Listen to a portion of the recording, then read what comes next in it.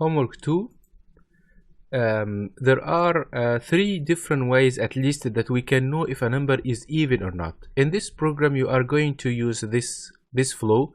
You will read a number here and you will print here 3 Boolean variables. Each one of them, they will all be the same value. They will all be judging if the input here is an even or not. You have to do that in a way here that is using only mod 2. This is straightforward. And you have to do it in another way that is using only divided by 2. And in the third one, you are to do that by only using modulus 10.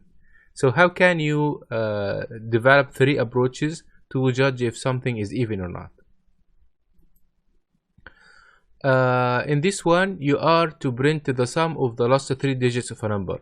For example, if you have number like 1, 2, 3, 4, the last 3 digits here are 2, 3, 4, which is summed to 9. If you have something like 1, 2, 5, the last 3 digits are summed to 8, and so on. If there are less digits, you can just assume they are zeros. In this one, you are to print the 4th number from the right side. If no such a digit, you just print 0. For example, if we have a number like 6, 5, 4, 3, 2, 1, let's get the 4th digit but from the right side. So first number, second number, third number, 4th number. This 4 is the 4th digit. Here in 1, 2, 3, 4, 1 is the 4th digit. 5, 0, 0, 1, 5 is the 4th digit, and so on. That's all.